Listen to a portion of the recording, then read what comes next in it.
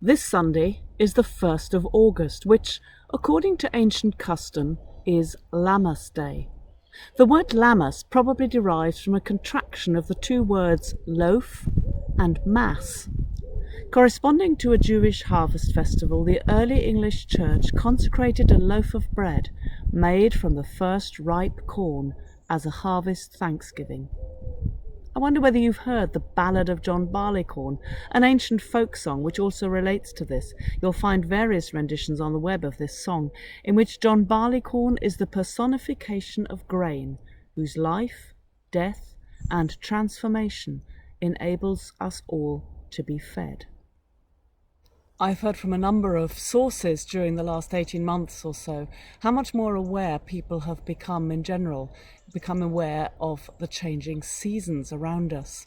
And hasn't bread baking taken off in a big way? People posting all sorts of pictures on social media about their sourdough successes. Lammas was celebrated up to the Reformation and beyond, until the Industrial Revolution began to drive a wedge between the people and the land and its ancient rhythms. Gradually, Lammas, like Plough Sunday, first Sunday in January usually, and Rogation Tide, began to die out, except in the most rural of communities, and no longer were the first harvest loaves brought to church at Lammas Tide, to be offered on the altar as a thanksgiving for the first fruits of harvest, a recognition of our connection to creation and to our Creator. I've read up that it fell to an eccentric priest of the Church of England, Robert Hawker, to revive in the mid-19th century something of the ancient Lammas tradition in his little parish in Cornwall. He was clearly somewhat on the idiosyncratic side, wearing colourful clothes, talking to the birds, inviting his 9 cats into church, and keeping a pig as a pet.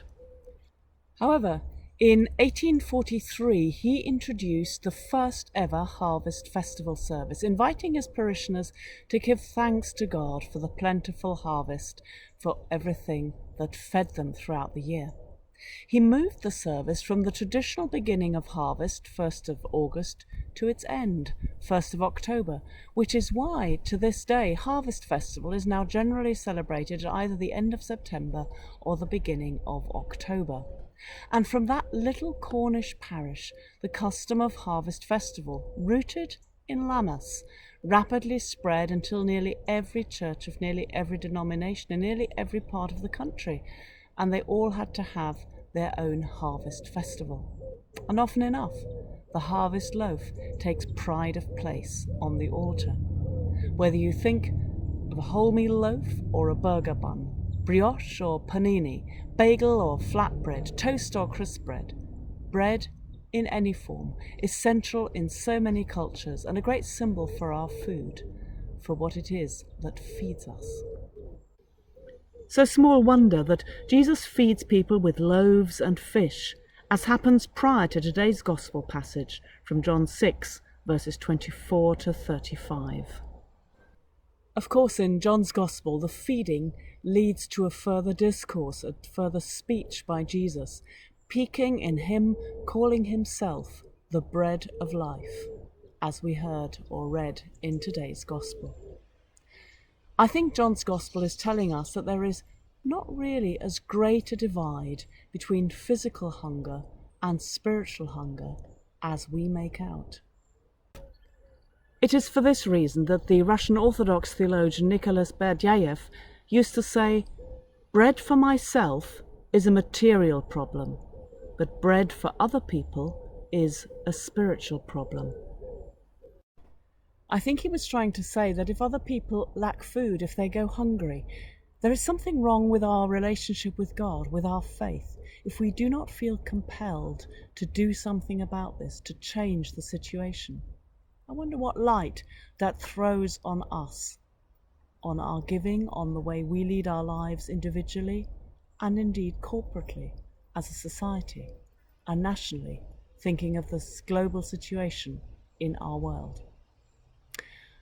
At which point, I do want to say thank you to all those of you who are committed in whichever way to support our food banks, debt counselling and so on, as well as offering tangible hope by participating in all-round supportive communities of faith who believe in Christ who is the bread of life and through whom we are all fed, a bread that is there not to hoard but to share.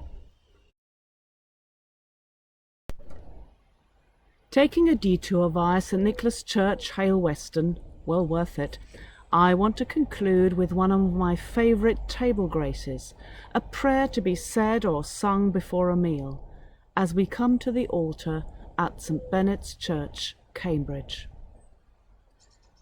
We thank you for our bread.